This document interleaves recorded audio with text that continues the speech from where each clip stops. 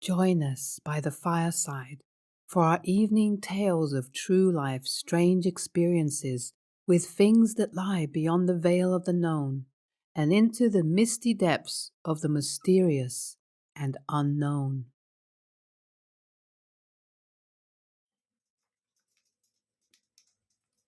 I was protected. I've only ever told this story once before to the grown children of one of the men that died. The only thing I'll say now is that I suffered from lack of sleep as well as shock when a man attempted to rape me, which caused a terrible amount of stress for me. The day before, 3 men in my unit died. I was casual friends with one, and the other 2 were respected officers.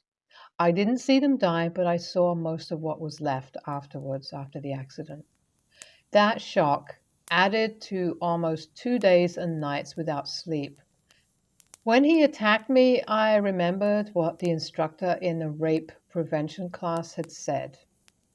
Just use anything if you're going to fight back, and remember, your best weapon is your mind. He was attacking me, and I knew there would be no help coming since we were in an isolated area. I looked away to the side, and I swear I saw the 3 men who had died the day before. I saw them as clearly as I saw my attacker. One of them, the enlisted one, nodded to me as if to say I would be okay.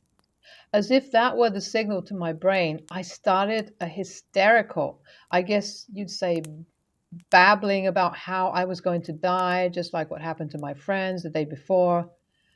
I described the carnage of their remains and told them I would be joining them soon.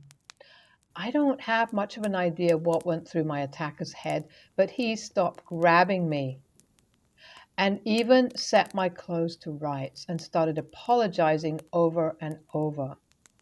From his words, I gathered he was Catholic, and I told him he needed to go to confession and talk to his priest. Then I got the hell out of there as fast as I could. Is there such a thing as double shock? If I hadn't seen those 3 men who died, I might never have tried what I did. Or maybe they suggested it? I don't know. Ghosts or an overtaxed mind? You decide. Me, I don't want to decide one way or another. It's just what it was. I saw them. They were dead and had died the day before. They saved me. This has bothered me for almost 40 years now. But I still feel very strongly that I wasn't hallucinating and that they did indeed save me that day. The Old Man in the Desert. My story starts in my original country, Sudan, an African country. I go there every summer with my family, and my father makes me work on his farm to learn how he was living before he left the country. So after a long day working, I return to the village, and it's about an hour and a half ride on a donkey. And after resting and chatting with my friends, I wanted to check my phone to see if I had any new messages, but I didn't find it. So after searching in the village, I realized that I forgot it in the farm. So I take the donkey and go to the farm in the night. The way between the village and the farm is a desert, and there are no buildings or anyone, just sand, and that's about it. In the middle of the road, I feel the start of a sandstorm, strong wind and sand. And I decide to continue to the farm. But suddenly the donkey stopped moving and it begins to make, noises like it's terrified. And it starts kicking and jumping around. I thought that maybe there was a snake or a wolf, but I couldn't see anything because of the sandstorm. The donkey kept jumping and I fall off from its back and the donkey runs off. So in the middle of the desert, with no light and a sandstorm, I was in a bad, bad situation. I saw a light far away and I thought that maybe, these could be some desert people that can give me shelter until the sun comes back and the storm dies down. So I went there after a long walk, and it was really hard because visibility was so hard. And I reached a house and I knocked on the door. An old man opened the door, and I immediately felt there was something really weird about him. But what could I do? I just ignored my feelings and I asked to stay with them until the day. He let me in and gave me some food, and I sat down, and he sat with me, and his son was there. His son didn't even look at me and just started eating, and I heard the man saying, "Do not say it. Do not say it." And as a Muslim, we say Bism Allah before eating, which means in the name of God. So I said it, and just when I said it, the whole house vanished, and the food and the people disappeared. And I found myself in a ruined corral, and instead of the food, it was just old plants and things, and some dead animal things. And the sandstorm stopped. I was so scared, and I ran to the farm without getting tired and found the donkey there. I took my phone and the donkey, and I went back into the village. And to this day, I don't know why that happened or what would have happened if, I had continued and I hadn't said those sacred words that somehow just made all this illusion disappear. I will never know the answer to that. Something was out there in the night. When I was younger, I went camping with a couple of cousins in a national park area in the UK called the Peak District. This was in the days before mobile phones and internet, so camping out was literally the most exciting thing ever for us. We had loads of goodies and food and walkie-talkies and a portable CD player with one headphone jack speaker. Basically, as kids, we were set up. As the night went on, obviously the talk started going to ghost stories. We covered everything from suggesting, agreeing to, and then chickening out of doing a Ouija board to 20th Century Fox being a secret government mind control agency. Anyway, eventually my friend brings up the topic of cyber, which was probably the worst idea, given the fact that we are literally in what would be its lair. None of us were best pleased to be reminded of it.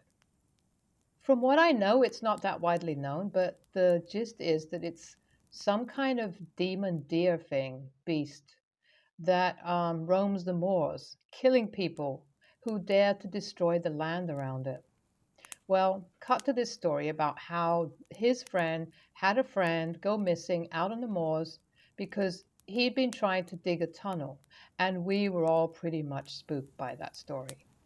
At that point, we remember that we'd left the campfire smoldering outside. And I kid you not, the second the water hit this little flame, there was the most almighty screech, squeal, scream thing from over the hills that just echoed through the entire area. I don't think I've ever gone so pale in my life. Every one of us darted back into the tent, and we were just screaming for a good half hour. I don't think I ever took my eyes off the door the whole night. LOL. In reality, we were only about 5 to 10 minutes from the nearest village, and some of our parents had stayed over at a pub, so we were safe in reality. But damn it, if I wasn't completely convinced that I was seconds away from death that entire night, that thing was out there making that noise. And it was not a fox, because I know what that sounds like. And, there aren't too many large animals roaming around in the UK. So I don't know what that was.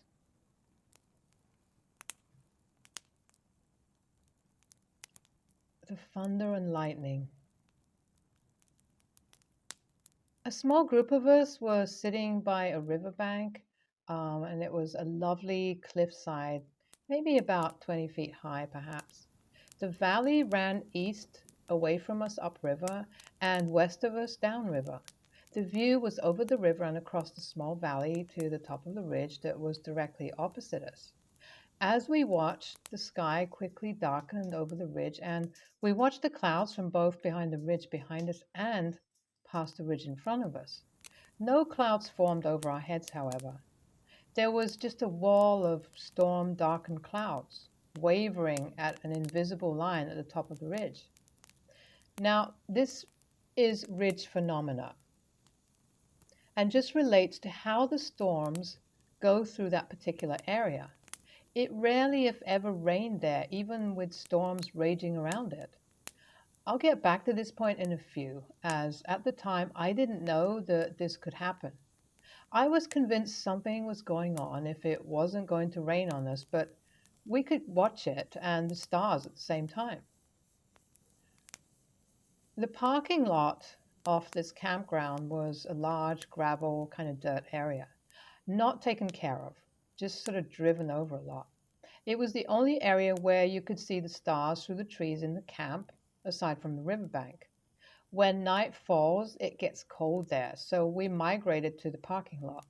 The storm is still raging around the valley we're in, and we can hear the crackle of thunder as it echoes around us. Now, I don't remember specifics when it comes to the conversations, but at some point, someone said something stupid, and someone else there threatened to strike them down with lightning if they didn't stop it. At the end of the threat, though, lightning struck on the other side of the ridge and thunder blasted down the valley. As the night wore on, the storm was very responsive to thoughts, spoken word, and other interactions that were definitely not normal. Lightning and thunder crackled at dramatic words or phrases, regardless of context, if spoken correctly.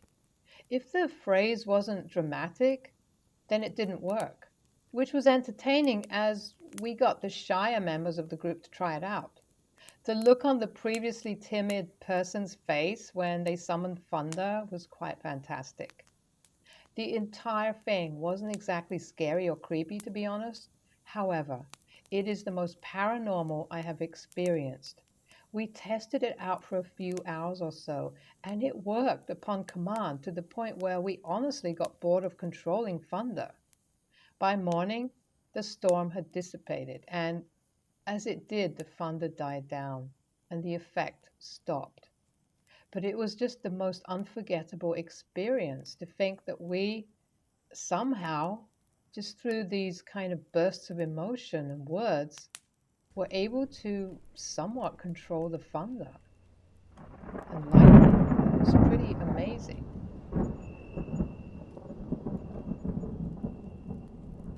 I was dragged across the floor.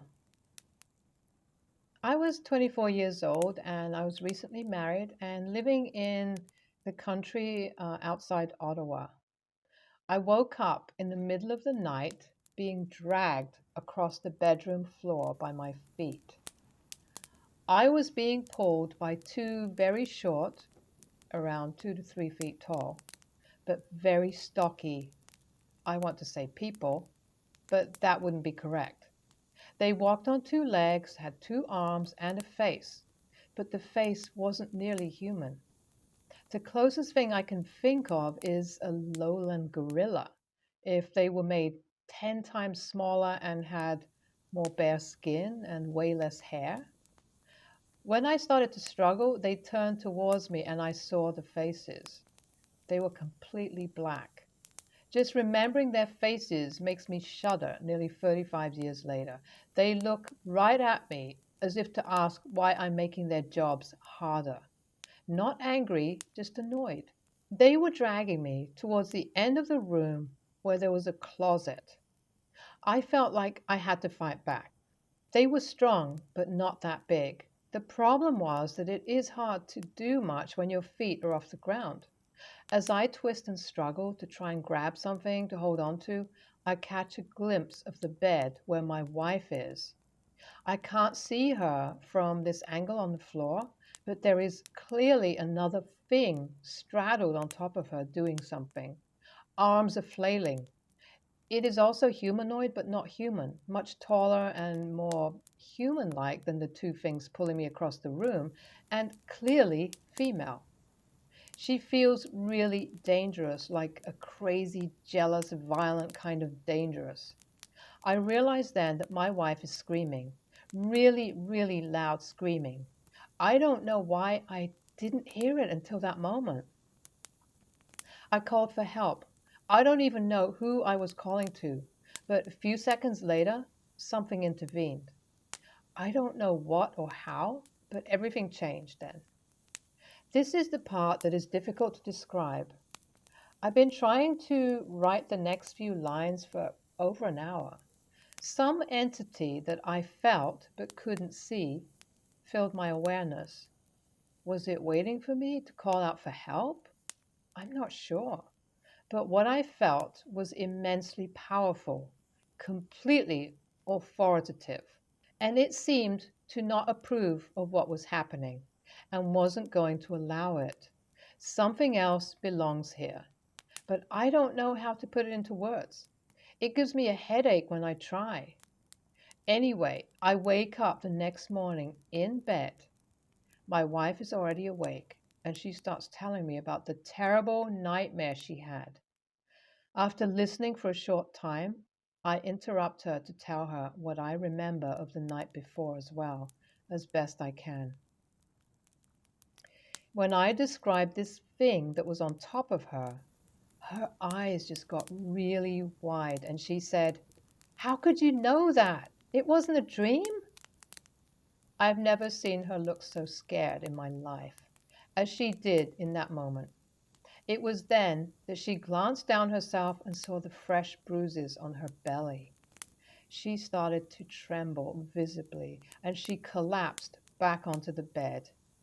This was the worst of many, many strange things that happened in that house where we lived, both to me and other members of my family, as well as visitors. We moved to an apartment eventually downtown a short time later because we never wanted to go through something like that again. I can't even begin to describe how terrifying this was for both of us. Unless you've experienced something like this, you just can't even begin to imagine. It's worse than anything in a horror movie. The weird talking. When I was 13, I was home alone on our farm as my mom and sisters were at some sort of high school sporting thing. I had just finished chores for the night and I was heading back to our house. I had to take off my mud encrusted lace up boots, which takes forever, and I started listening to what I thought was my mom and sister talking. I remember thinking it was weird as it really didn't sound like them. It kind of really didn't sound like talking, actually. My brain knew somebody was talking in a very loud and annoyed way, but I don't remember actually physically hearing it or being able to decipher the language. I was also starting to get a bad feeling over the fact that I did not see anybody come home while I was outside. Obviously, somebody could have pulled in just as I went into our back mudroom, but I never even heard a car door close, the front door open, or the most damning thing, our psycho rat terrier start to bark. I finally pried my boots off my feet and headed inside. I called out, "Hello," while I passed through the kitchen, heading towards the front door. Holy crap. The feeling that I just absolutely messed up filled my chest and dumped ice straight into my heart in that moment. It felt like the time when I was facing an aggressive bull and the fence line was 100 feet away. My logical brain didn't know why I was in danger, but my instincts did. Because I'm lacking in survival instincts, however, I kept walking through the kitchen in order to see who was there.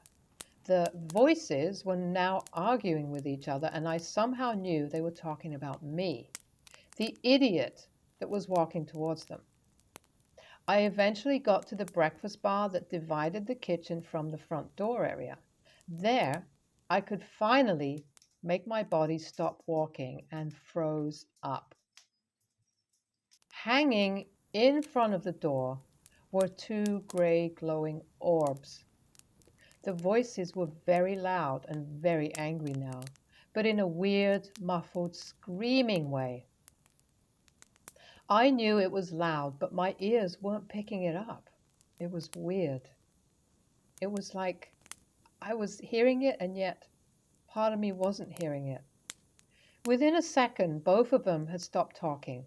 They twirled around each other several times, and then they just shot through the ceiling. I ended up sitting at the kitchen computer, staring at the blank monitor until I heard my mom and sister come through the front door about 15 minutes later. I don't know what happened, but I just ended up sitting there like that. And there was no more sign of whatever it was that was in there, but I had felt that I was in great danger. And I don't know why they just left, but I'm glad they did.